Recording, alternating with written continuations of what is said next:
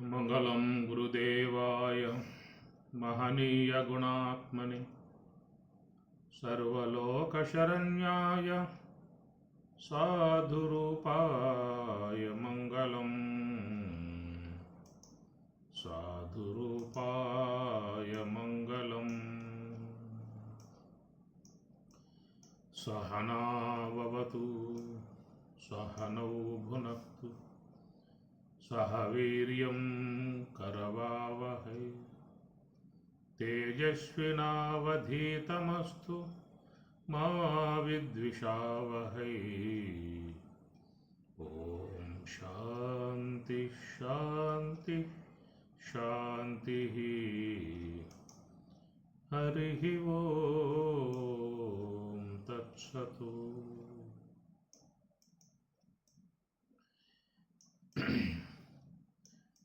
కేనోపనిషత్తు ఈశ కేన కట ప్రశ్న ముండ మాండిక్య ఐతరేయ తైతరేయ బృహదారణ్యక ఛాందోగ్య అనేటువంటివి దశోపనిషత్తులుగా మనకి శంకర భగవత్పాదాచార్యుల వారు ఈ 10 బాట్లను అధ్యయనం చేస్తే చాలా వరకు జ్ఞానం కలుగుతుందనే భావనగా దశోపనిషత్తులకు భాష్యం రాసి మనకు ఆయన అందించాడు. ఈ విధముగా ప్రస్థానత్రయం అన్నటువంటి విధానములో ప్రస్థానం జీవుడు ఏ యొక్క ఆనందాన్ని కోరుకుంటూ ఉన్నాడో అటు ఆనందాత్మకమై ఉన్నటువంటి ధామం కైవల్యధామం, బ్రహ్మతీరం, మోక్షధామం, అక్షరధాం అలాంటి స్థానానికి జీవుడు చేరుకోవటానికై ఉపకరించేటువంటి భాగాలు ఉపనిషత్తులు ఉత్తరస్థానత్రయంగా మహాత్ములు పేరు పెట్టి, ఉపనిషత్తులు భగవద్గీత బ్రహ్మసూత్రములు ఈ మూడింటిని కూడా తాత్విక కోణములో ప్రధానమై ఉన్నటువంటి అంశాలుగా వాళ్ళు పేర్కొనటం జరిగింది. మరి ఉపనిషత్తులు మొత్తం 108 ఉపనిషత్తులుగా ఉన్నటువంటి విధానములో మరి మొదటి ఉపనిషత్తు గతంలో మనం ఈశావాస్య ఉపనిషత్తుని పూర్తి చేసుకోవటం జరిగింది. అట్లనే మరి రెండవ ఉపనిషత్తుగా కేనోపనిషత్తు అనబడేటువంటి అంశాన్ని అధ్యయనం చేద్దాం. మహాత్ములు మహర్షులు ఒక అంశాన్ని బాగా వాళ్ళు అధ్యయనం చేసి మన ముందు ఆ యొక్క విషయాన్ని ఆవిష్కరింపజేస్తూ ఉన్నటువంటి విధానము ఋషి ప్రోక్తము, ఋషుల చేత చెప్పబడ్డటువంటిది. జ్ఞానస్య పారగమనాత్ ఋషి, జ్ఞానంపు తీరమును చేరినటువంటి వారిని ఋషులు అనే మాటగా చెప్పుకొస్తూ ఉన్నారు. మహర్షయ సప్త పూర్వే చత్వారో మనవస్తదా. మహర్షయ అని భగవంతుడు నా యొక్క అంశగా ఆవిర్భవించినటువంటి వారుగా, మరి మహర్షి యొక్క స్థానం భగవద్గీతలో చాలా సందర్భాలలో స్వామివారు పేర్కోవటం జరుగుతుంది. లభంతే బ్రహ్మ నిర్వాణం ఋషయ క్షీణకల్మషా. ఋషయ ఋషీశ్వరులు క్షీణకల్మషులై లభంతే బ్రహ్మ నిర్వాణం, బ్రాహ్మీ అనుభవాన్ని వాళ్ళు పొందుతున్నారు అన్నాడు. ఇట్లా మహర్షి సంబంధమై ఉన్న పదాలు మీకు భగవద్గీతలో స్వామివారు చాలా ఉన్నత స్థాయిల్లో చెప్పుకొస్తూ ఉన్నారు. కనుక ఋషి ప్రోక్తము ఉపనిషత్తులు అన్నారు. వాటిల్లో ప్రథమ ఉపనిషత్తుగా ఈశ, ఎందుకంటే ఈశ్వర ప్రోక్తము, ఋషి ప్రోక్తము అనగా మహర్షుల ద్వారా ఈశ్వరుడు లోకానికి జ్ఞానాన్ని అందించాడు. అందువల్ల ఈశ్వర ఉచ్ఛ్వాస నిశ్వాసలు వేదములు అన్నారు. ఆ ప్రకారంగా ఈశ్వరుడు ఈ లోకానికి జ్ఞానాన్ని అందించాడు అంటే అది ఋషుల ద్వారా అందింపబడ్డటువంటి అంశం. అది ఎందుకంటే ఈ ఋషులు తపస్సు ద్వారా ఈశ్వరాంశమును పొందారు. అనగా మనస్సుని హంస యొక్క ఆశ్రయంలో ఉంచి నివృత్తి మార్గంలో ప్రయాణం చేసినప్పుడు సమస్త మాలిన్యాలు కల్మషాలని కడగబడగా జీవత్వం అనేటువంటి అంశాన్ని దాటి ఈశ్వర సాన్నిధ్యాన్ని వాళ్ళు చేరుకోవడం జరుగుతుంది. దాన్ని యోగ సమాధి అంటారు. అంటే యోగ సమాధి యందు ఈశ్వరాంశ శేషించి ఉంటుంది. ఎందుకంటే శుద్ధ సాత్విక బ్రహ్మాకార వృత్తి విద్యాస్వరూపమై ఉన్నటువంటిది ఈశ్వరుడు అన్నారు. అలాంటి ఆ స్థాయికి వాళ్ళు తపస్సు ద్వారా ప్రయాణం చేశారు కాబట్టి అట్టి ఈశ్వరాంశతో ఈ వాక్కులన్నీ కూడా లోకమునందు విస్తరింపబడ్డాయి. వాటిని ఉపనిషత్తులు అనే మాటగా చెప్పుకొచ్చారు. ఉపనిషత్తు ఇది ఉప అంటే దగ్గర అని చెప్పిన అర్థం. ఉప అంటే దగ్గర, ఉపనిషత్తు గురువుకి సమీపముగా కూర్చుని వాటిని అధ్యయనం చేసేటువంటి కాలం ఒకప్పుడు. కనుక వాటిని ఉపనిషత్తులు అనేటువంటి మాటగా చెప్పే విషయము. ఉపనిషత్తు ఇది బ్రహ్మ విద్యా తచ్చీలినాం జన్మ కర్మ మరణాది నిశాతనాతో ఇది ఉపనిషత్తు. ఉపనిషత్తు అనే మాటకు కూడా అర్థం చెప్పుకొచ్చారు. బ్రహ్మ విద్య తచ్చీలినాం, ఎవరైతే బ్రహ్మ విద్యను అధ్యయనం చేస్తారో వారికి జన్మ కర్మ మరణాది నిశాతనాత్, ఈ జనన మరణ చక్రం నుంచి బయటపడే విధానం. ఉపనిషత్తులు చేసే పని ఏంటంటే ఈ జన్మ కర్మలు ఏవైతే ఉన్నాయో వాట్లను లేకుండా చేసేటువంటి విధానం ఉపనిషత్తులు అన్నారు. కాబట్టి ఈ ప్రకారము నిశాతనాత్ ఇది ఉపనిషత్తు అనే విధానంగా చెప్పుకొచ్చిన అంశము. యహ ఇమాం బ్రహ్మ విద్యాం ఉపయంతి ఆత్మభావనే శ్రద్ధాభక్తి పురస్సరా సంతః తేషాం గర్భ జన్మ జరారోగాది అనర్థభోగం నిశాతయేతి ఇది ఉపనిషత్తు.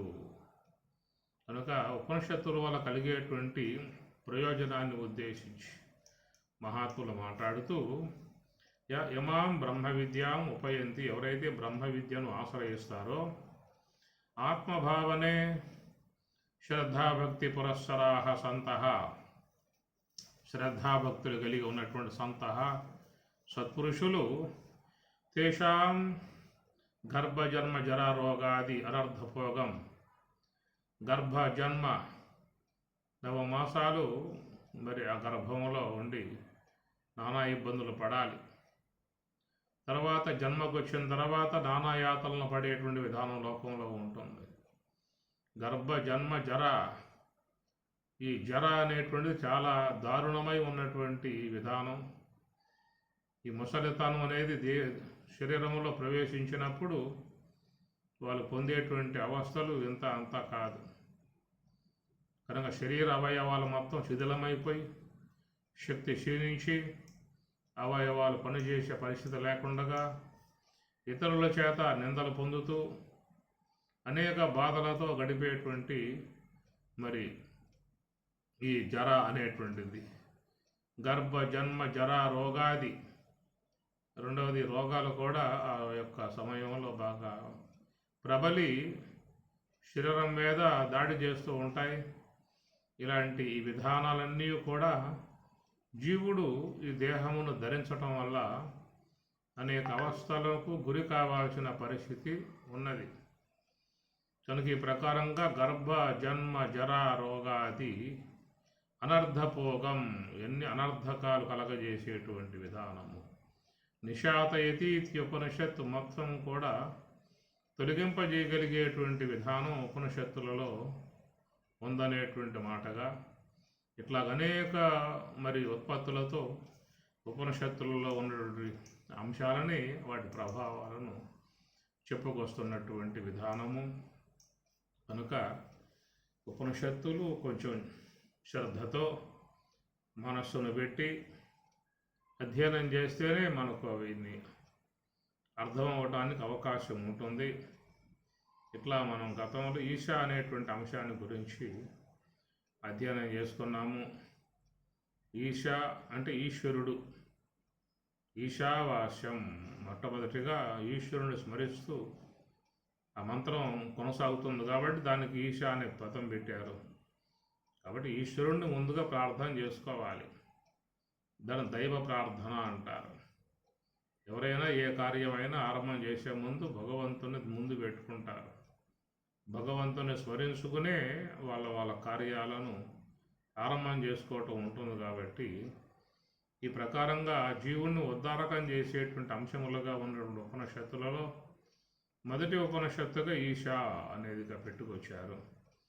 రెండవ ఉపనిషత్తు ఈశా కేన అన్నారు. ఈ కేన అనేది కూడా మనకి మంత్రంలో మొట్టమొదటిగా వాడబడింది కాబట్టి ఇక్కడ కేనోపనిషత్తు అన్నారు. ఎట్లయితే ఈశావాస్యోపనిషత్తులో ఈశా అనేది మొట్టమొదటిగా మంత్రంలో ప్రయోగింపబడింది. ఈశావాస్యం ఇదం సర్వం అని. ఆ విధంగా ఈశా అనే పదముతో ఆరంభం చేయబడింది కాబట్టి మంత్రభాగం ఉపనిషత్తు పేరు కూడా ఈశావాస్యోపనిషత్తుగా నామకరణం చెందింది. అట్లా కేనోపనిషత్తు అనేది కూడా కేనేషితం, కేన అనే పదముతో ఆరంభం చేయబడటం కారణంగా దీనిని కేనోపనిషత్తు అనేదిగా ప్రసిద్ధిగాంచి ఉన్నటువంటి విధానం. కేన ఇది ప్రశ్నాత్మకం. కహ కౌకేకం కౌకాన్ కేనకాభ్యం కైహి కహ. కహ అంటే ఎవడు, కేన ఎవని చేత, తృతీయ భక్తి ఏకవచనం. ఇది కేన ఎవని చేత అని. ఇది లోకంలో అందరికీ మనస్సులో బదులుతున్నటువంటి అంశమే. ఎవడు, అసలు ఎవరు ఆయన? వెనకాల ఉండి చక్రం దింపే అతను, ఈ సృష్టి వ్యవహారం కొనసాగించే అతను, ఈ విలాస విధానముగా ఉన్నటువంటి ఒక నాటకానికి ఎవరు సూత్రధారి? ఆయన ఎవరున్నారు? ఎందుకు చేస్తూ ఉన్నాడు? ఏమై అవసరమై చేస్తూ ఉన్నాడు? అది ఎందుకు చేయాల్సి వచ్చింది? ఇదంతా అసలు ఏమిటి? ఇన్ని విధాయకాలుగా ఉన్నటువంటిది ఎంత అవసరమా అని సాధారణంగా కొంచెం ఆలోచన పరులు దీని గురించి ఈ విధముగా ఆలోచించే విధానం కూడా లోకంలో ఉంటుంది. అయితే ఇది మాత్రం ఎవరికి అంతు చిక్కుతున్నటువంటి యొక్క అంశము కాదు. ఏ ప్రశ్నలు అయితే ఏర్పడుతూ ఉన్నాయో అవి చివరికి ప్రశ్నలుగానే మిగిలిపోతూ ఉన్నాయి తప్ప వాటికి ఎలాంటి సమాధానం అనేది రావట్లేదు. మరి ప్రశ్న వేసేటువంటి వానికి సమాధానం ఎవరు ఇవ్వాలి?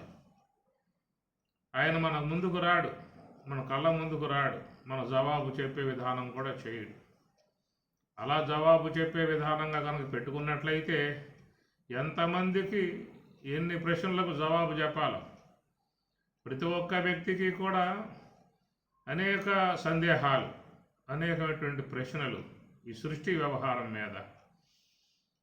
ఈ విధముగా అనేకమైనటువంటి యొక్క ప్రశ్నలు ఆరంభమైనా కానీ ఎవరికి ఎలాంటి సమాధానాలు అనేటువంటివి అక్కడి నుంచి ఆయన గారు వచ్చి ఇచ్చేదేం లేదు. ఏదో రూపంగా తానే సమాధానపడి తన జీవన గమనాన్ని కొనసాగించుకుంటూ పోవటం తప్ప. కాబట్టి ఈ విషయంలోకి వచ్చినటువంటి వారు మరి కొద్ది కాలం పాటు తన జీవన గమనం కొనసాగించుకుని తిరిగి మరలా ఈ మృత్యు అనేటువంటి యొక్క అంతిమ యాత్రలో తన యొక్క ఉనికిని పూర్తిగా కోల్పోయి మళ్ళీ ఎక్కడికో ప్రయాణం చేయాల్సిన పరిస్థితి ఏర్పడుతుంది.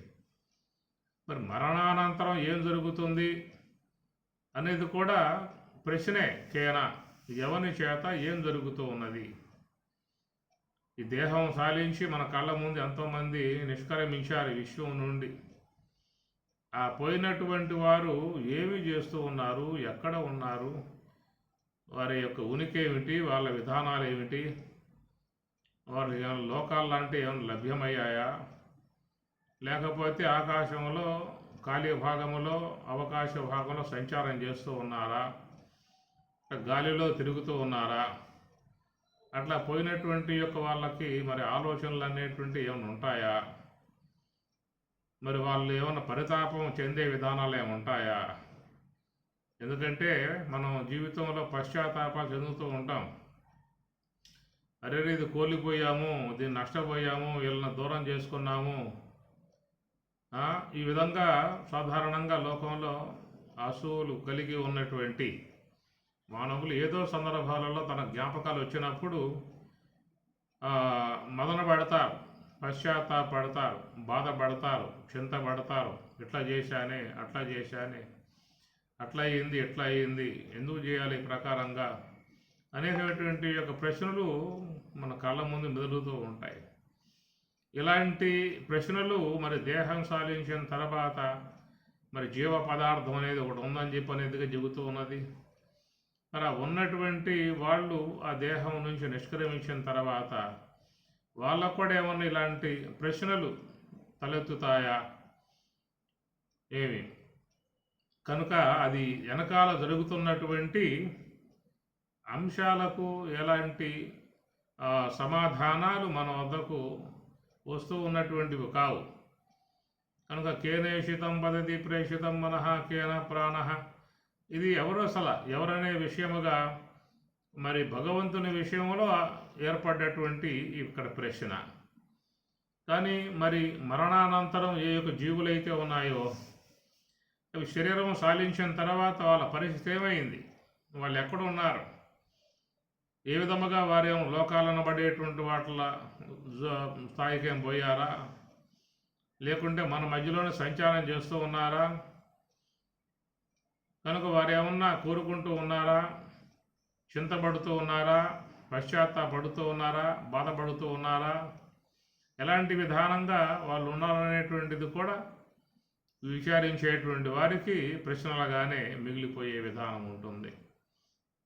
కాబట్టి ప్రకారముగా కేన, కహ, ఏ, కిం, మీకు ఈ పదాలు భగవద్గీతలో వస్తుంటాయి. 8వ అధ్యాయంలో కూడా కిం తద్బ్రహ్మ కిమధ్యాత్మం కిం కర్మ పురుషోత్తమ అధిభూతం చ కిం ప్రోక్తం అధిదైవం కిం కిం కిం కిం అనే దాంట్లో నకారాంత నపుంసకలింగంలో ఆ పదం వాడబడుతుంది, కిం. కాబట్టి ప్రకారముగా మరి అక్కడ కూడా భగవద్ విషయమై అర్జునుడు సందేహం కలిగి ఆయన ప్రశ్న వేశాడు. ఏమి? కిం తద్బ్రహ్మ, తత్ ఆ బ్రహ్మం అనేటువంటిది కిం, అసలు ఏమిటి? కిం అధ్యాత్మం, అసలు అధ్యాత్మం అనేటువంటిది కిం ఏమిటి? అధిభూతం చ కిం ప్రోక్తం, అది దైవం అనబడేది కిం, అదేమిటి అసలు? కిం కర్మ, ఇట్లాగా ఆయన దాదాపుగా 7 ప్రశ్నలు ఒక్కసారిగా తన సందేహాలని వెలుబుచ్చుతాడు. దాని తర్వాత పరమాత్మ సమాధానంగా ఆయన గారు ముందుకు సాగుతాడు అనుకోండి. కాబట్టి ప్రకారముగా ప్రశ్నాత్మకముగా మిగిలిపోయిన అంశాలు లోకంలో మానవులకు చాలా ఉన్నాయి. యౌవని చే జనించు జగమెవ్వని లోపల నుండు లీనమై యవ్వని ఎందుడెందు పరమేశ్వరుడెవ్వడు మూల కారణం బెవ్వడు అనాది మధ్యలయుడెవ్వడు సర్వము తానయైన వాడెవ్వడు ఎవ్వడు ఎవ్వడు ఎవ్వడు. ఇది చివరకు చూస్తే అన్నీ ప్రశ్నలే. వాడి సమాధానాలు ఎతికినా కానీ కనపడే విధానాలు కావు. కాబట్టి వాటి విషయాల మీద పెద్దగా ఆలోచన చేయమాకయ్యా అని చెప్పేశారు. అనిర్వచనీయము, వాటి గురించి మాట్లాడటానికి అవకాశాలు ఏమి లేవు, సమాధానాలు ఇవ్వటానికి మన దగ్గర ఎలాంటి స్కోపు లేదు.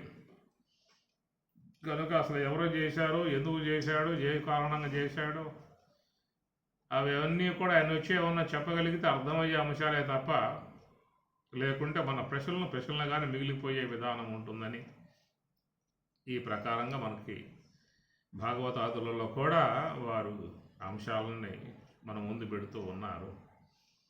ఇక్కడ కేనోపనిషత్తులో కేన అనేది ప్రశ్న, కేన అంటే ఎవని చేత, తృతీయ భక్తి ఏకవచనం ఇది. కహ కౌకే కం కౌకాన్ కేన కాభ్యాం కైః కస్మై కాభ్యాం కేభ్యః కస్మాత్ కాభ్యాం కేభ్యః కస్య కయోః కేషాం కస్మిన్ కయోః కేషు అనేది దాని రూపము. కహ శబ్ద, కిం శబ్ద, కా శబ్ద. స్త్రీకైతే కా అనే పదం వాడతారు. అదే నపుంసలింగంలో కిం అనే పదం వాడతారు. అదే పుంలింగంలో కహ అనే పదం వాడతారు. కాబట్టి కేన అంటే ఎవని చేత. కేనేషితం పతతి ప్రేషితం మనః. ముందుగా ఈ శిష్యునికి అనగా ఈ అధ్యయనం చేసేటువంటి సాధకునికి ముందుగా ఏర్పడేటువంటి సందేహమానికి మనసు అనేటువంటి దాని మీద పడ్డాడు. కేన ఈషితం ఈషితం మనః, కేన ఈషితం పతతి ప్రేషితం మనః. మనస్సు, ఈ మనస్సు అనేది చాలా ఒక అద్భుతమైనటువంటి వస్తువు. లోపలెక్కడో మొత్తానికి ఉన్నది.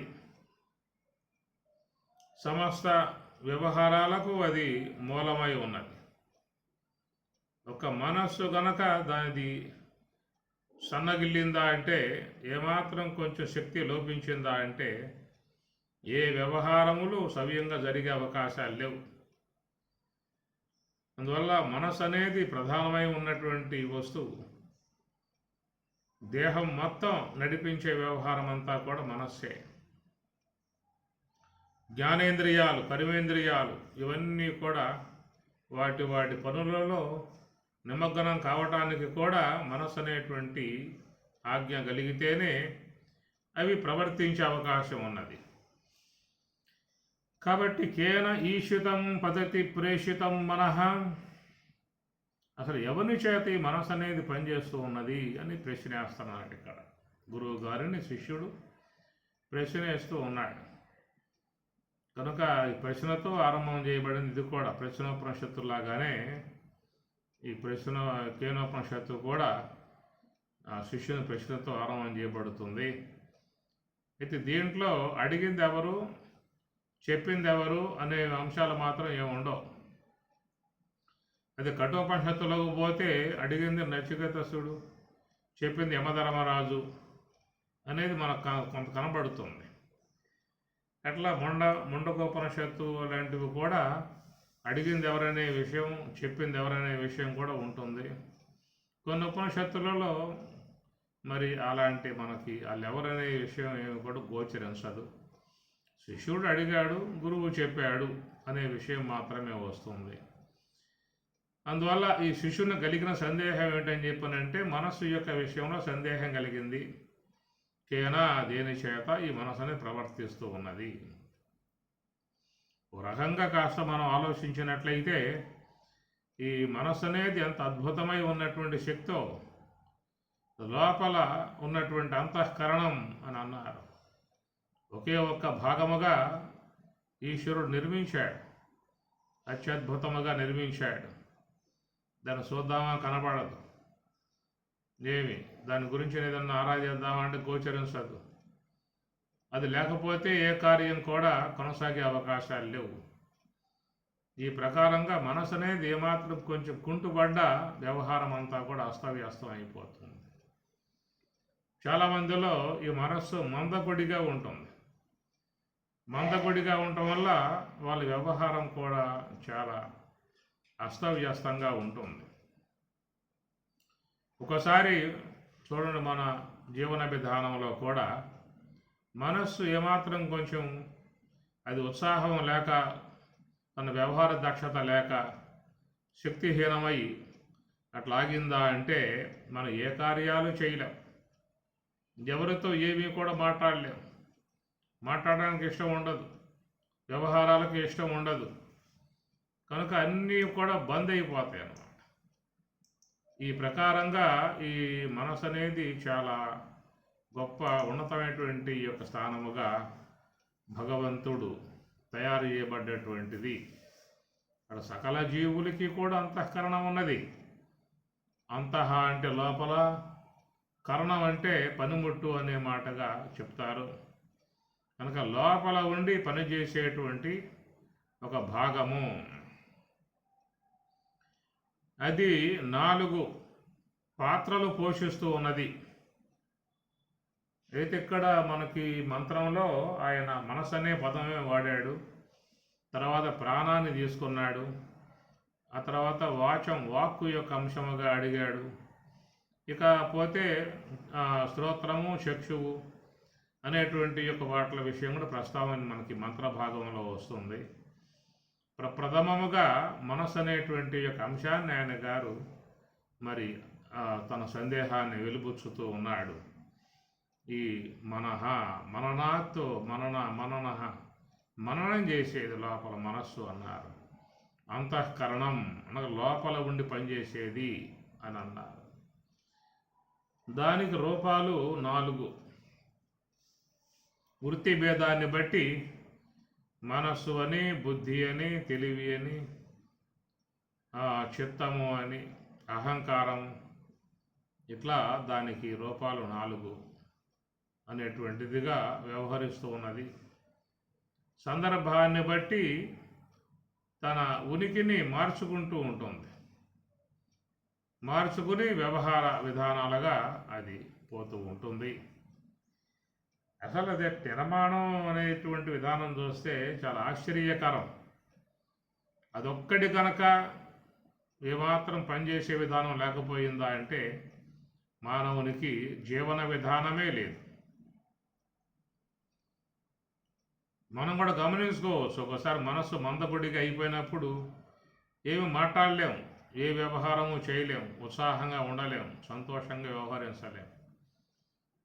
అన్ని వ్యవహారాలకు మూలముగా పెట్టబడ్డటువంటి వస్తువు ఈ మనస్సు అని చెప్పేసి ఆ మనస్సు అనేది ఎట్లా నిర్మాణాత్మకమై ఉన్నదనే విషయం మీద సాంఖ్య శాస్త్రజ్ఞులు దాని మీద పరిశోధన లాంటిది కొనసాగించారు. ముఖ్యంగా ఈ మనస్సు యొక్క విషయం మీద సాంఖ్యశాస్త్రం చాలా చక్కగా అంశాన్ని బోధిస్తున్నటువంటి విధానము. అది ఆకాశాంశము, వాయువాంశము, ఈ రెండింటి పదార్థాలతో నిర్మాణం చేయబడ్డదిగా వాళ్ళు గుర్తించారు. ఎందుకంటే సర్వేశ్వరుని యొక్క సంకల్పం మాత్రముగా ఏ యొక్క ఉత్పత్తి జరిగిందో దాని యొక్క మూలాలను మహర్షులు తన పరిశోధన ద్వారా గుర్తించడం మనం గమనిస్తూ ఉంటాం.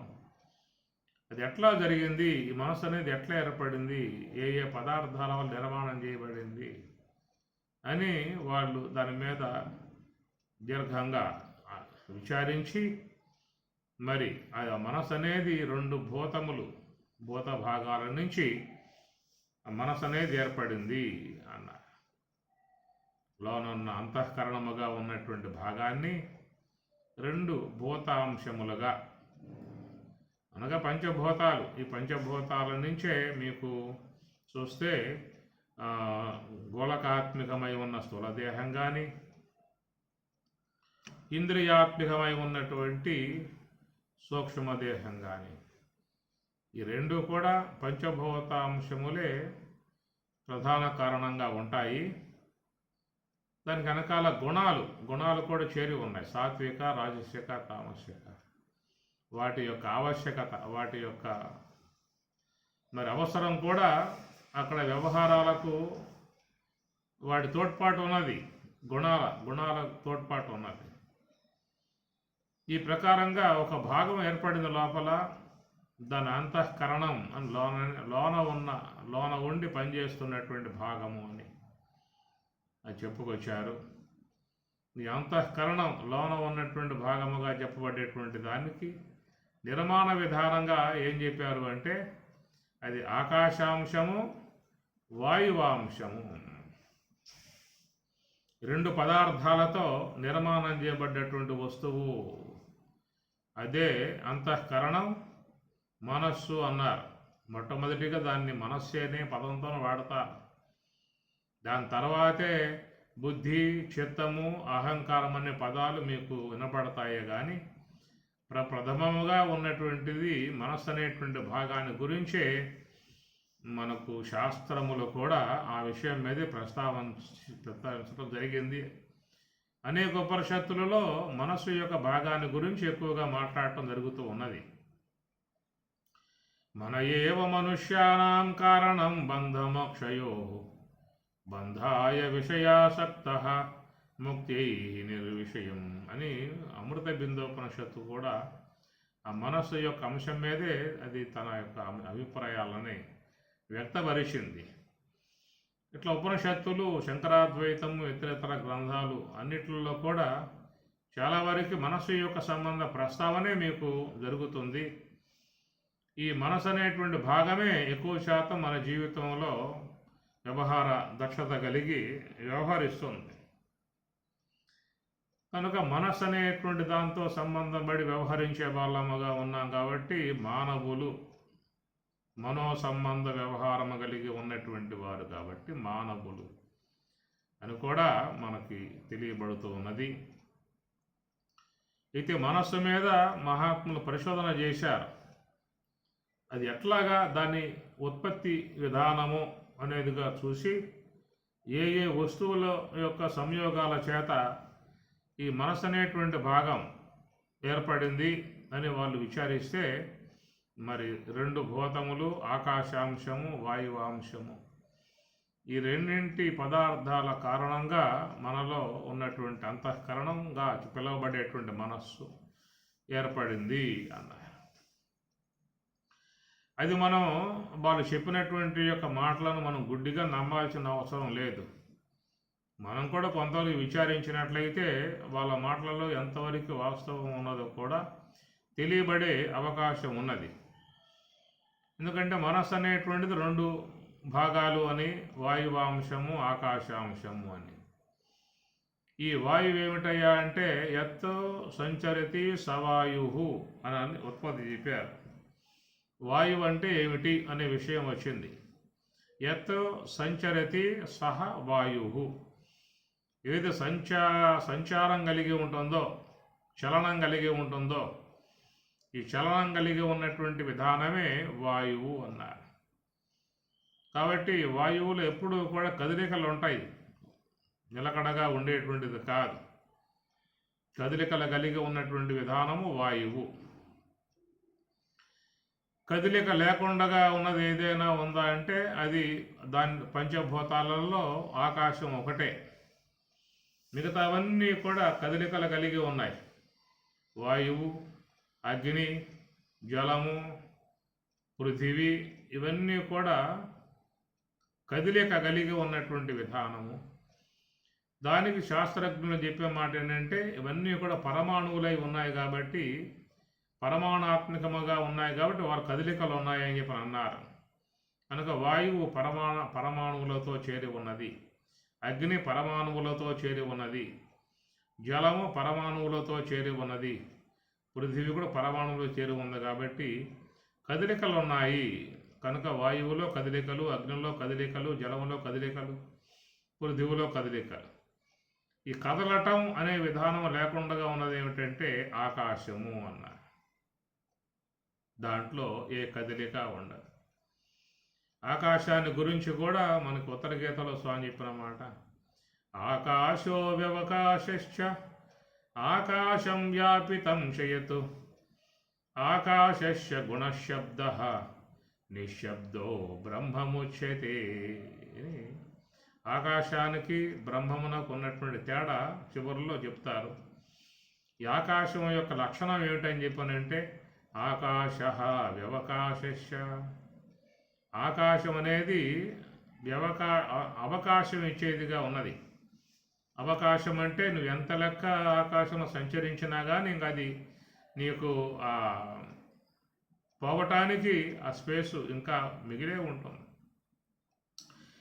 ఈ విశ్వ బ్రహ్మాండాలలో ఎన్ని గ్రహమండలాలు, నక్షత్ర మండలాలు, పాలపంతలు, గెలాక్సీలుగా ఉన్నటువంటి ఎన్నో ఉన్నాయి. కనుక ఆకాశం అవకాశాన్ని ఇస్తూనే ఉంటుంది. నువ్వు గనక వినువీధిలో ప్రయాణం చేయగలిగితే ఎంతకాలం ప్రయాణం చేసినా నువ్వు పోతూనే ఉంటావు, దానికి అంతం లేదు. ఈ మధ్యలో నీ యొక్క ఆయువు కూడా 100 ఏళ్ళు అయిపోయి కూడా ఆ దేహం రాలిపోవచ్చు. ఇంకా నీకు అవకాశం ఇస్తూనే ఉంటుంది ఆకాశం పైకి పోయే కొద్దీ.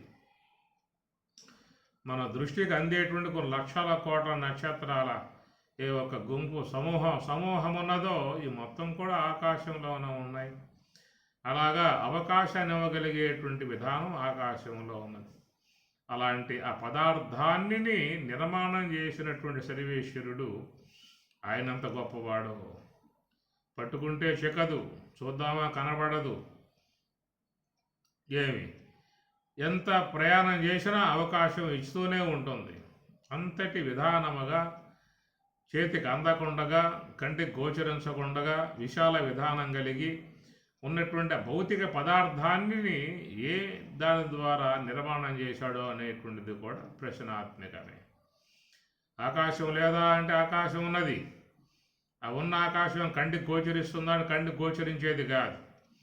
అన్నింటికి అవకాశాన్ని మాత్రం ఇస్తూ ఉంటుంది. అలాంటి విధానముగా అది పంచభూతాలలో ఒక భూతం అన్నారు, ఆకాశ భూతము అన్నారు.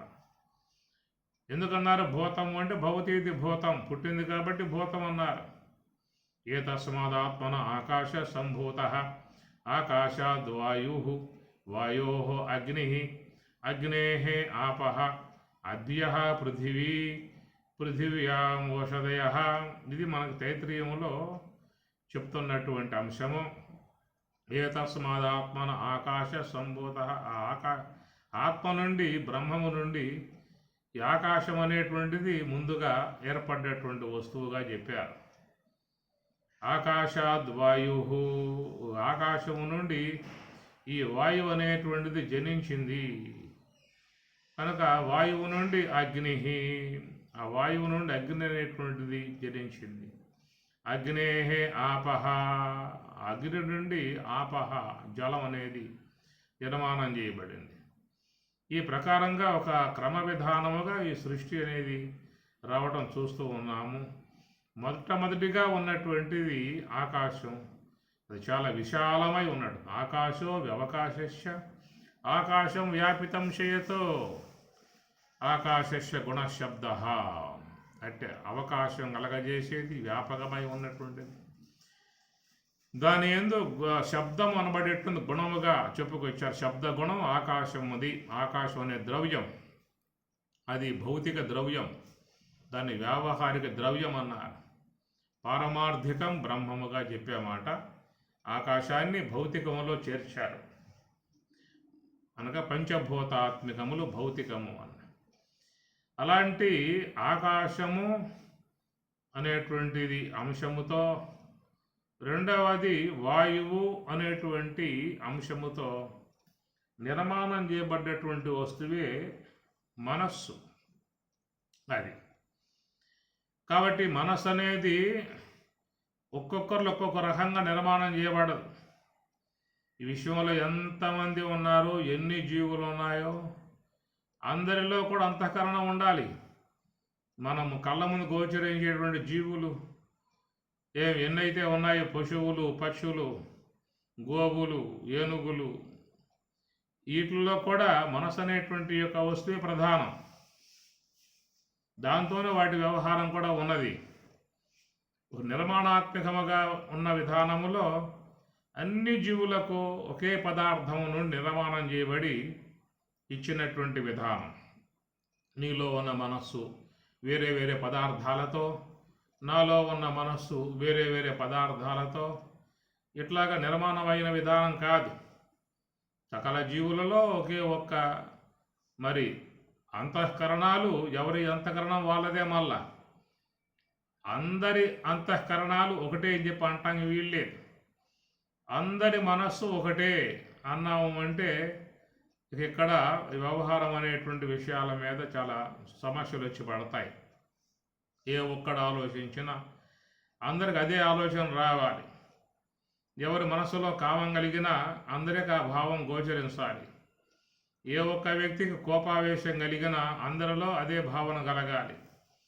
ఏ వ్యక్తిలో దుఃఖం ఏర్పడ్డా అది అందరికీ అదే ఆ దుఃఖం అనేటువంటిది భాషించాలి. కానీ ఇక్కడ మరి అది లేదు. ఎవరిలో కలిగేటువంటి గుణ వికారాలు అది వాళ్ళల్లో మాత్రమే ఉంటున్నాయి అని చెప్పనంటే ఎవరి మనస్సు వాళ్ళదే అనేటువంటి విషయము. ఒక్కొక్కరిలో ఒక్కొక్క మనస్సు అనేది నిర్మాణం చేయబడి ఇవ్వబడింది. అయితే నిర్మాణం చేసిన విధానములో వేరే వేరే పదార్థాలతో నిర్మాణం చేశారా అంటే పదార్థం మాత్రం ఒకటే. అది ఆకాశాంశము అన్నారు, వాయువాంశము అని ఈ విధంగా మహాత్ములు ఆ విషయాన్ని గుర్తించడం కూడా చాలా గొప్ప విషయమే. మన దృష్టికి వచ్చే అంశాలు కావు. వారు సుదీర్ఘముగా దానిపై దృష్టి సారించి విచారించిన అంశములు ఇవన్నీ కూడా. అందువల్ల ఆ తాత్వికుల యొక్క అవగాహనలో తేలిన అంశం ఏంటంటే ఈ మనస్సు అనేది ప్రతి ఒక్క వ్యక్తిలో మనస్సు అనేది ఉన్నది. మనస్సు లేనివాడంటూ లోకంలో ఎవడో లేడు. కానీ ఆ మనస్సు అనేటువంటిది దాని నిర్మాణ విధానం ఏమిటా అని చెప్పని వాళ్ళు గమనిస్తే కదలని ఆకాశాంశము కదిలిడి పవనమును చేరి గద మనసయ్యన్ అని చెప్పుకొచ్చారు. కదలని ఆకాశాంశము కదిలిడి పవనమును చేరి గద మనసయ్యన్. ఇది సాంఖ్య విచారణ చూసినట్లయితే ఆకాశము యొక్క పరగభాగము వాయువర్ధాంశమునకు అవకాశం ఇవ్వటం కారణముగా మనస్సు పుట్టెను అనేది మీకు సాంఖ్యంలో వస్తుంది. తత్వావగాహన పొందేటువంటి ఉద్దేశం ఉన్నటువంటి ముందుగా సాంఖ్యాన్ని అధ్యయనం చేయాలి. దాని కపిల సాంఖ్యము అంటారు. షడ్ దర్శనాలలో ఒక దర్శనం సాంఖ్యం అనేది కూడా. న్యాయ వైశేషిక, యోగ, సాంఖ్య, ఉత్తరమీమాంస, పురమీమాంస అని మొత్తం మనకి మహాత్ములు షట్టు దర్శనాలు ఇచ్చారు. వాటిల్లో ఒకటి సాంఖ్యం అనేటువంటిది.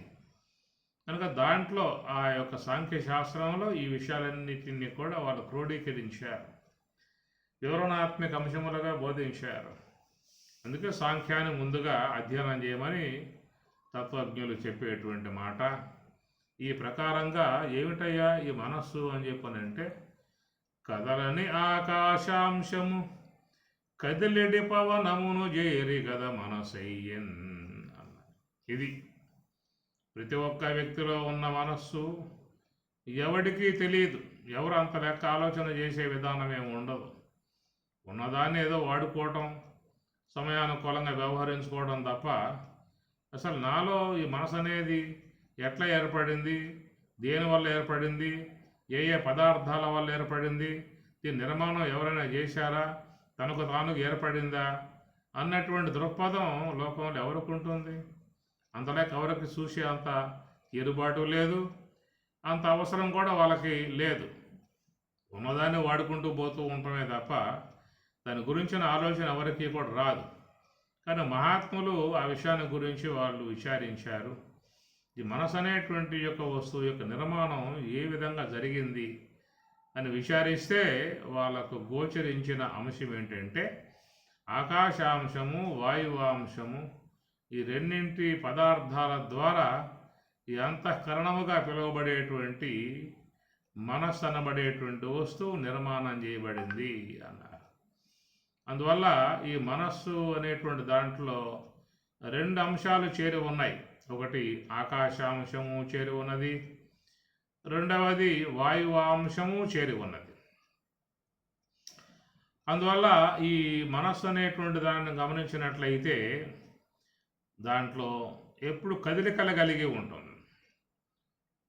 మనస్సు చంచలము, మనశ్చంచలం, చంచలం హి మనఃకృష్ణ అని అర్జునుడు కూడా అదే అంశాన్ని చెప్పుకొచ్చాడు. చంచలం హి మనఃకృష్ణ ప్రమాది బలభద్రుడం తస్యాహం నిగ్రహం మన్యే వాయోహో ఇవ సుదుష్కరం అని ఆ మనస్సు యొక్క విషయమై అవగాహన చేసుకుని అర్జునుడు తన సందేహాన్ని వ్యక్తపరుస్తాడు. అయ్యా, వాయువు ఏ విధంగా పోతూ ఉన్నదో ఈ మనస్సు కూడా ఆ ప్రకారంగా పోతూ ఉన్నది. ఎట్లా వాయువుని నిగ్రహించలేమో అట్లా మనస్సును కూడా దాని వేగాన్ని ఆపటం సాధ్యమయ్యే పని కాదని చెప్పని అర్జునుడు తన అనుభవాన్ని పరమాత్మ ముందు వెలువరిచాడు. దాని పరమాత్మ కూడా తోసిపుచ్చలేదు. ఆయన కూడా ఉన్న వాస్తవాన్ని అంగీకరించాడు. అసంశయం మహాబాహో మనోదుర్నిగ్రహం చలం అని అర్జునుడు చెప్పినటువంటి యొక్క మాటను పరమాత్మ కూడా ఆమోదించాడు. కనుక అది ఆ మనసు అనేది పోవటం సహజమయ్యా ఉన్నటువంటి విషయమే అనే మాట. వాయో ఇవ అన్నాడు, వాయువులాగా అన్నాడు అర్జునుడు. వాయువులాగా ఏమిటి? ఆ వాయువే. ఈ మనసు అనేది ఏమిటి అంటే వాయువు యొక్క అంశం కలిగి ఉన్నటువంటిది మనస్సు. అందుచేత అది ఎప్పుడూ కూడా ఒక తోట నిలకడగా ఉండే విధానం కాదు. వాయువులాగా మనస్సు కూడా సంచారం అనేటువంటిది చేస్తూ ఉంటుంది. దాన్నే మనోచలనము, మనోచంచలత అని చెప్పని అన్నారు. ఆ చంచలత అనేది ఆ వాయువాంశముతో ఏర్పడటం కారణంగా దానికి ఆ విధంగా ఆ కదలికలు అనేటువంటి ఏర్పడ్డాయి. ఒక్క క్షణకాలం కూడా అది కదలికలు లేకుండా మనసు అనేది ఉండదు. దాన్ని ఉంచగలిగేటువంటి విధానం యోగులు మాత్రమే దాని మీద పట్టు సారిస్తూ ఉన్నారు. నిశ్చలముగా మనస్సు నుంచే విధానం గల పనే యోగము, దాన్ని ధ్యానము అన్నారు. ఏమిటయ్యా ధ్యానము యోగము అంటే? మనస్సులో ఏ కదలికలు అయితే ఉన్నాయో చంచలత, దాన్ని లేకుండా ఉంచడం అనేటువంటి కోణములో జరిగేటువంటి ప్రయత్నమే దానికి యోగం అనే పేరు పెట్టారు, ధ్యానం అనే పేరు పెట్టారు. సరే, ఏతావత్ విషయం మనస్సు యొక్క విషయం ఆలోచించినట్లయితే మరి అది ఏమిటా దాని యొక్క విధానము అంటే వాయువు అని తేలింది. ఏమి వాయువాంశముతో ఉంది కాబట్టి అది కదులుతూనే ఉంటుంది, అది కదలకుండా ఉండే అవకాశాలు లేవు. ఈ కదిలేటువంటి స్వభావం కలిగి ఉన్నటువంటి వాయువు యొక్క అంశతో చేరినటువంటి ఈ మనస్సుకి ఇంకా కదలికలు కలిగేటువంటి విధానంగా వెనకాల ఏర్పడినటువంటి కొంత సంస్కారములు అనేటువంటి ఈ సంస్కారం అనేటువంటి మనస్సు అనేటువంటి అంతర్గతంగా ముద్రై ఉన్నటువంటివి. అవి మరి ముద్రలు అన్నారు, సంస్కారములు అంటారు. లోకమునందు మనస్సుతో వ్యవహారం చేసినప్పుడు కలిగేటువంటివన్నీ కూడా మనకి అనగా జ్ఞానేంద్రియముల ద్వారముల కొండగా లోపలికి వచ్చి పడుతూ ఉన్నాయి. మనం చూసేవి కానీ, వినేవి కానీ, మాట్లాడేవి కానీ, వ్యవహరించేవి కానీ ఏవైతే ఉన్నాయో లోక సంబంధ ముద్రలన్నీ కూడా వచ్చి లోపల పడుతూ ఉన్నాయి. దేంట్లో పడుతున్నాయి అని చెప్పానంటే మరి ఆ మనస్సులో మరొక భాగం చెప్పాం కదా, అది ఆకాశాంశము అని. కాబట్టి ఆకాశాంశములో ఇవన్నీ కూడా ఈ ముద్రలు వచ్చి పడుతూ ఉన్నాయి. ఎందుకంటే అవకాశం ఇచ్చే విధానం. ఎన్ని వస్తువులు పెట్టుకున్నా ఆకాశం ఇస్తూ ఉంటుంది. ఆ ప్రకారంగా కదలిక లేకుండా ఉన్నటువంటి భాగముగా ఉన్న మనస్సులోని ఆకాశాంశం ఉన్నదే.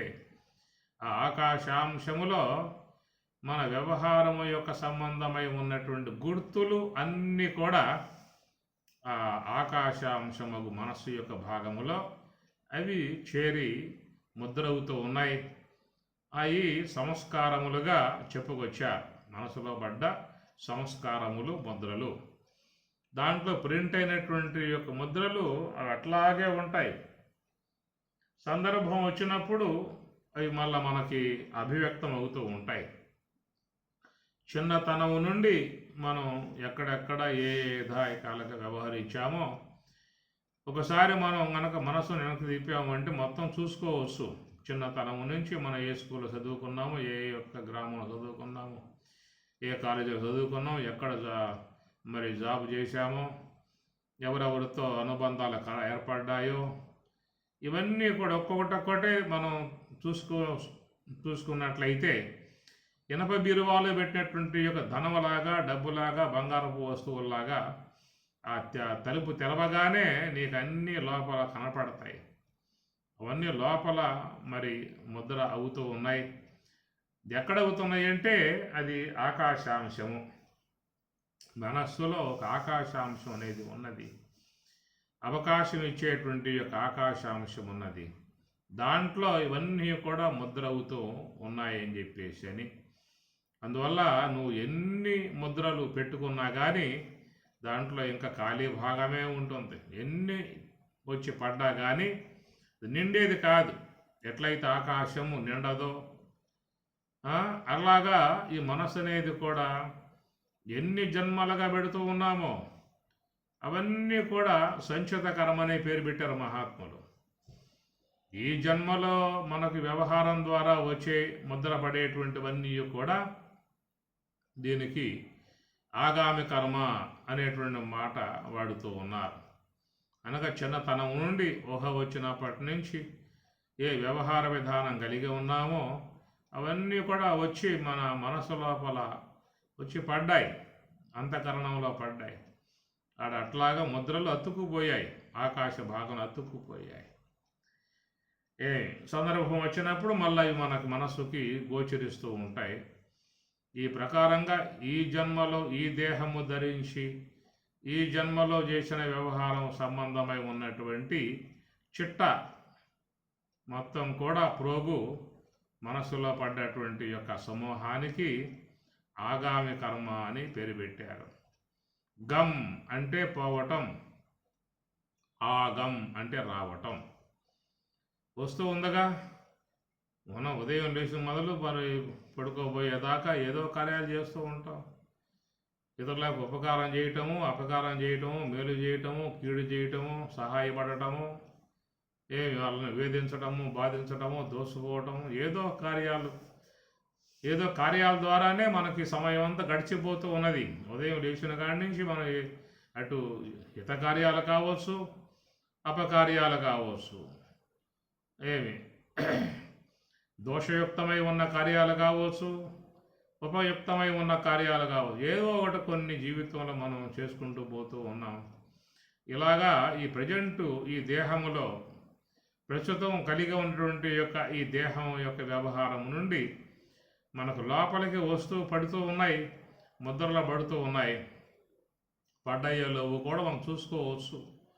ఒకసారి 2 కన్నులు ముకులించి లోనకు పోయి పరికించాము అని చెప్పానంటే ఎప్పుడెప్పుడు ఎక్కడెక్కడ ఎవరెవరితో ఏ విధాయకాలుగానే ఇవన్నీ కూడా మనకు లోపల మన కళ్ళ ముందే సినిమా మీద ఎండి తెర మీద నడిచినట్లుగా సినిమా బొమ్మలు మనకు అన్నీ గోచరిస్తూ ఉంటాయి. అవి లేవందామా అంటే కనబడుతూ ఉన్నాయి, ఏమి లేవు అని చెప్పని అంటావు. అందువల్ల ఆ భాగానికి మహాత్ములు ఆగామి కర్మ అనే పేరు పెట్టారు. ఆగామి అంటే వచ్చింది, గమ్ అంటే పోవటం చెప్పుకున్నాం కదా, ఆగం అంటే రావటం. అట్లాగా మనం మన జీవితంలో ఏవో కొన్ని చేస్తూ ఉన్నాం. తెలుసో తెలియకో, ఇచ్ఛాపూర్వకంగానో అయిష్టాపూర్వకంగానో, స్వార్థాలకు గురయ్యో, ద్వేషభావాలకు గురయ్యో, క్రోధాలకు గురయ్యో, ఏదో ఒక రకంగా మానవుడు ప్రవర్తించేటువంటి వాటి సంబంధమై ఉన్నటువంటివన్నీ లోపల ముద్రవుతూ ఉన్నటువంటివి. ఈ జన్మ వరకేనా అని చెప్పనంటే మహాత్ములు ఇదే కాదయా, ఇది ప్రస్తుతం ఉన్నటువంటి వర్తమానంలో ఉన్న జన్మ విధానము.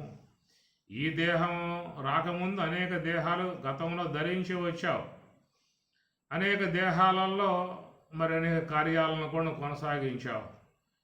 కనుక వాటి సంబంధమై ఉన్నటువంటి కర్మ కూడా ఆకాశాంశముగా ఉన్నటువంటి యొక్క వాయు మనసు అనే భాగములో అవి కూడా వచ్చి పడి ఉన్నాయి.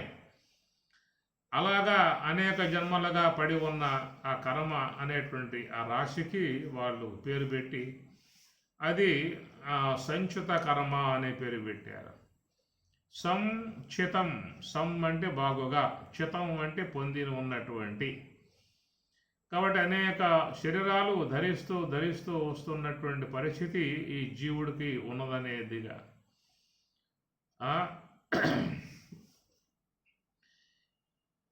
కాబట్టి ఎన్నెన్నో జన్మల నుంచి జీవుడు అనేక దేహాలు ధరిస్తూ వస్తూ ఉన్నాడు. కాబట్టి ఆయా దేహాలలో తాను చేసిన కార్యాల సంబంధమై ఉన్న ముద్రలు అవన్నీ ఎక్కడ ఉండాలి అంటే మరి అంతఃకరణం సూక్ష్మదేహంలోనే మనసు లోపలే పడి ఉండాలి.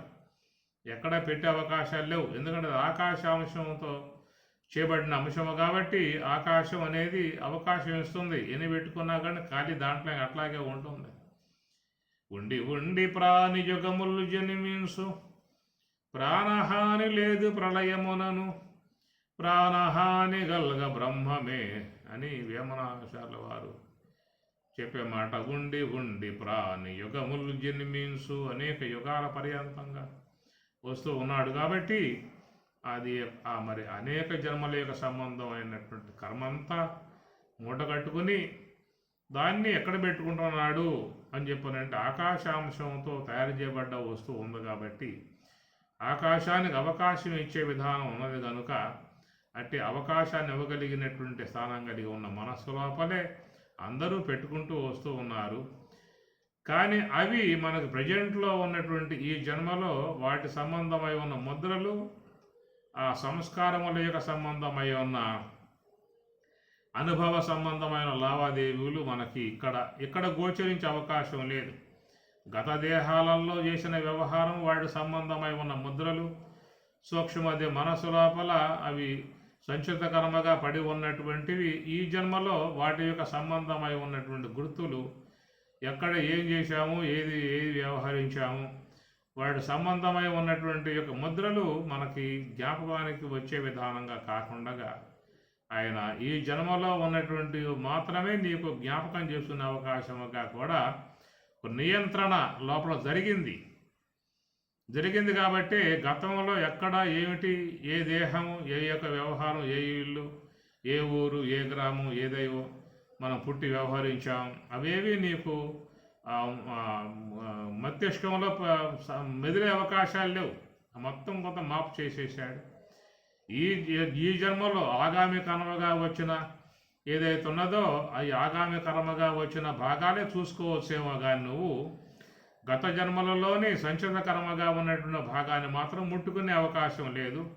దాంట్లో ఏం జరిగింది, ఏమున్నది, నేను కెలికే అవకాశం ఉందా అంటే ఏమి లేదు. ఒకవేళ మాకు ఆ సంచిత కర్మ అని చెప్పి అంటున్నారు కదా, దాంట్లో ఏమన్నా కొంచెం కనుక చేయిబెట్టి కెలిగితే గత జన్మలలో ఏమన్నా అప్పట్లో ఎవరికైనా అప్పులు ఇచ్చామా, వాళ్ళు ఎక్కొట్టి ఉన్నారా, ఏమైనా పెద్ద పెద్ద గృహాలు ఏమైనా కట్టి ఉన్నామా, ఏ సిటీల్లో ఎక్కడైనా గృహాలు కట్టి ఉన్నామా అనేటువంటి జ్ఞాపకం వస్తే అవి కాస్త మళ్ళా స్వాధీనం చేసుకోవచ్చు అనేటువంటి ఉద్దేశంతో సంచిత కర్మ యొక్క భాగంలో పోయి చూసుకుందామని చెప్పనంటే మాత్రం అక్కడ మనకు చేయబెట్టే అవకాశంగా పరమాత్మ ఇవ్వలేదు.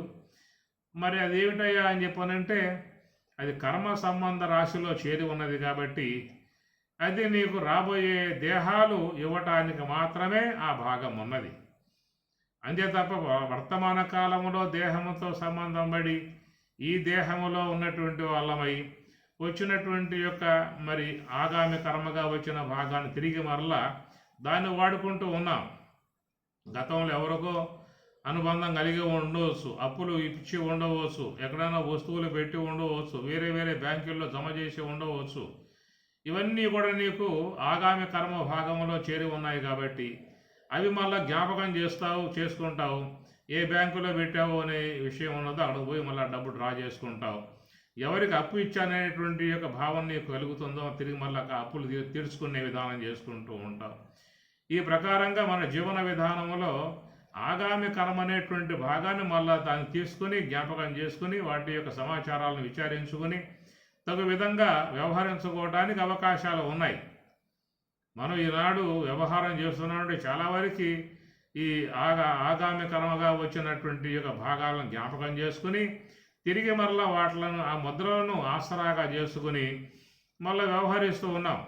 ఎవరికి ఎప్పుడు అప్పు ఇచ్చి ఉంటావు, మర్చిపోయావు, తర్వాత జ్ఞాపకం వచ్చింది, అరే మనం మర్చిపోయావు అనే ఉద్దేశంతో మళ్ళా పోయి వాళ్ళని అడిగి అవి తీసుకుంటూ ఉన్నావు.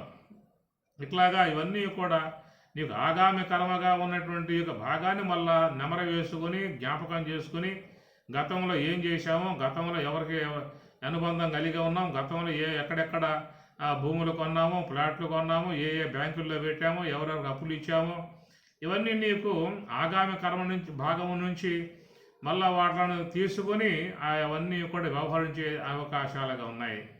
కానీ మరి అలాగా వచ్చి ఆగామి కర్మగా వచ్చిన భాగమే కదా సంచిత కర్మ. మరి అదెందుకు నాకు మరి మస్తిష్కంలో గోచరించడం లేదు, అదెందుకు నాకు కనబడడం లేదని చెప్పానంటే కనుక అది కేవలం గత జన్మల సంబంధమై ఉన్నటువంటి యొక్క భాగం కాబట్టి ఈ వర్తమాన దేహంలో ఉన్నటువంటి వాడికి అవి ఏవి కూడా మళ్ళా అక్కడ గోచరించే అవకాశం లేదు. అది కేవలం ఎట్లా ఉందాయా అంటే నీకు రాబోయే జన్మలు, రాబోయే దేహాలు పొందటానికి అవకాశముగా ఉన్న భాగంగా చెప్పుకొచ్చారు. సంచిత కర్మ అన్నారు. ఆ సంచిత కర్మ నుంచి కొంత భాగం వెలువడి మనకు వచ్చినటువంటి అంశమే ఈ ప్రస్తుత కాలంలో ఏ యొక్క దేహం మనం పొంది ఉన్నామో అది ప్రారబ్ధ కర్మ అనే మాటగా చెప్పారు. ఈ ప్రారబ్ధ కర్మ అనేటువంటిది సంచిత భాగంలో చేరి ఉన్న కొంత భాగం అన్నమాట. అది ప్రారబ్ధముగా ఉన్నదై ఈ ప్రారబ్ధాన్ని మనం జీవితంలో సుఖమో, దుఃఖమో, లాభమో, నష్టమో, జయమో, అపజయమో, వేదనో, బాధలో ఏవో వచ్చి పడతా ఉన్నాయి. మనం రావాలని కోరుకోవటం లేదు, వచ్చి పడుతూ ఉన్నాయి. ప్రారబ్ధానుగుణ్యముగా వచ్చి పడుతూ ఉన్నాయి. ప్రారబ్ధం భోగుతూ నశిత అని చెప్పి అన్నారు. అలాగా ప్రారబ్ధాన్ని అనుభవిస్తూ ఉన్నాము.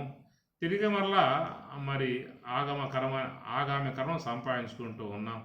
ఇవన్నీ కూడా చూస్తే మనస్సు యొక్క ఆకాశ భాగములో చేరి ఉన్నటువంటి అంశములు. ఈ ప్రకారంగా వ్యవహార దశగా మనస్సులో వాయువాంశాన్ని ఏర్పాటు చేశాడు.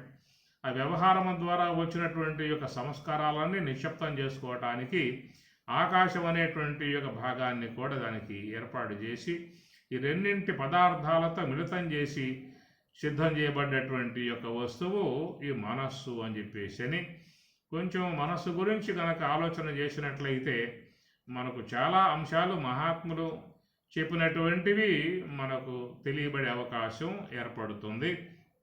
ఈ కేనోపనిషత్తులో ముందుగా ఈ శిష్యుడు మనస్సు యొక్క అంశం మీద ఆయన గారు తన దృష్టి సారించి అడుగుతూ ఉన్నాడు. కేనా దేని చేత ఈషితం ఇచ్చయించబడి కోరబడి ప్రేషితం మనః కాబట్టి మనసు అనేది పతతి పడుతున్నది. పతతి అంటే వ్యవహరించటం, పతతి అంటే పడుట. వృక్షాత్తు ఫలం పతతి, వృక్షం నుండి ఫలం పడుతూ ఉన్నది. కాబట్టి ప్రకారంగా వ్యవహరిస్తూ ఉన్నది మనస్సు. దేని కారణంగా వ్యవహరిస్తున్నది, ఎందువల్ల దానికి ఆ వ్యవహారత అనేది కలిగి ఉన్నది అనేది ఒక అంతఃకరణముగా ఉన్నటువంటి యొక్క మనస్సు యొక్క విషయంలో ఆయన సందేహం కలిగి తన యొక్క భావాన్ని సందేహ రూపంగా అడుగుతూ ఉన్నటువంటి శిష్యుని యొక్క భావమే కేనోపనిషత్తులో మొట్టమొదటిగా మనస్సు గురించిన ప్రశ్న ఆరంభమైంది. ఇక్కడ ఇది ప్రశ్న కేనోపనిషత్తు అన్నారు. ఈ ప్రశ్నలతో జరిగే విధానముగా మనస్సు యొక్క అంశము, ప్రాణము యొక్క అంశము, వాక్కు యొక్క అంశము, ఇట్లా చక్షువు, స్తోత్రం వీటన్నిటి విషయాల మీద ఆయన గారు సందేహం కలిగి తన గురువుని తను అడుగుతూ ఉన్నాడు. ఓం సహనా భవతు సహనౌ భునక్తు సహ వీర్యం కరవావహై తేజస్వినావధీతమస్తు మా విద్విషావహై. ఓం శాంతి శాంతి శాంతి. హరి ఓం తత్సతు.